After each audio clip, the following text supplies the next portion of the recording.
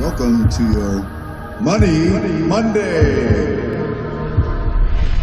Are you committing fraud when you negotiate a real estate transaction? Hey, I'm Rich Motts. Welcome to Money Monday, session 198. Wow, 2 sessions away from Money Monday session 200. That's crazy. So today, let's talk about the 3-way test to see if you're committing fraud in a real estate transaction. How many of you have had a deal together and then the lender won't allow you to escrow for a repair on a deal?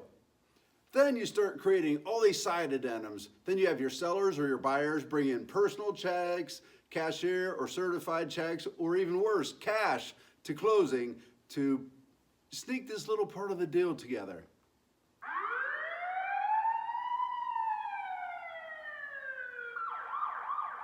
Yep, that's illegal.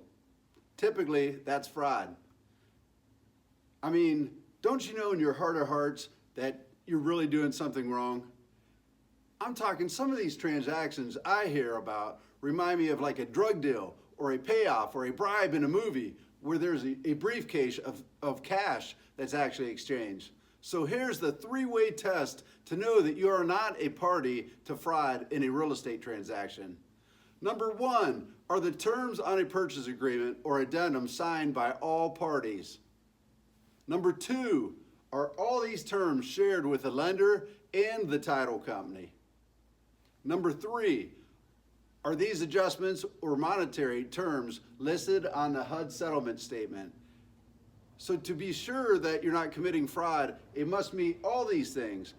If the answer is no to any of these questions, then you are probably committing fraud. And worse yet, you're advising your client to commit fraud. Imagine after closing, the repair that you hid and had the clients work on a little side deal goes bad after closing.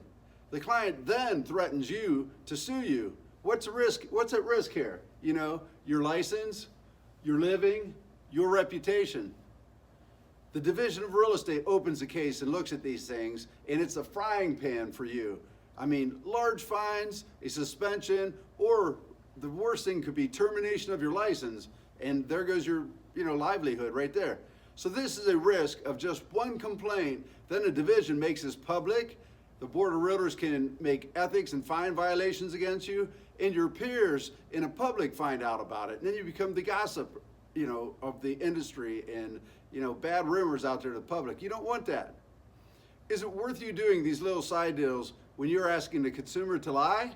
I mean, buyers have had to sign, when they are buying a home, they have to actually confirm to federally insured loans that there are no side agreements whatsoever. They swear by signing an affidavit. And there's realtors out there all the time putting deals together with bubble gum and Band-Aids, and that should not be done that way. Sellers also have to commit in writing that all contractors are paid and there are no side deals. So, this is not a good thing.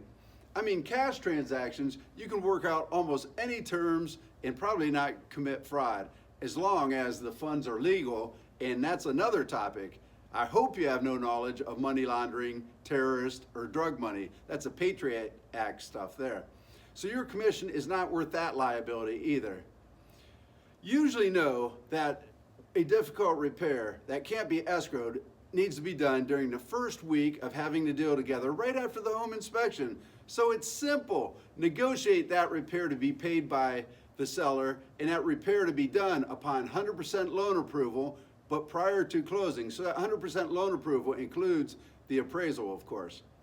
And then you have it paid on the HUD statement from the seller side of the transaction. Or if your buyer is willing to put their finances into it, they can maybe pay for half of it or all of it. Negotiate this stuff out. Specify on such addendum that the buyer or seller is to pay for an appraiser's reinspection of the property, of course. Check with your lender, find out how much that cost is up front, and show your buyers and your sellers that you're savvy and ethical and get these things done. Sure, it's a little bit more work, but isn't it worth you keeping your license? Not advising your buyer, seller, or other realtor to actually participate in possible fraud.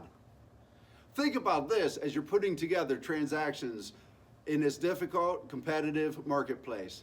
Contact me to discuss strategies on this topic. I hope you like this video. As you know, it's real important for you to take action. I'm Rich Motts, and I will see you next Money Monday. Thanks so much, everyone.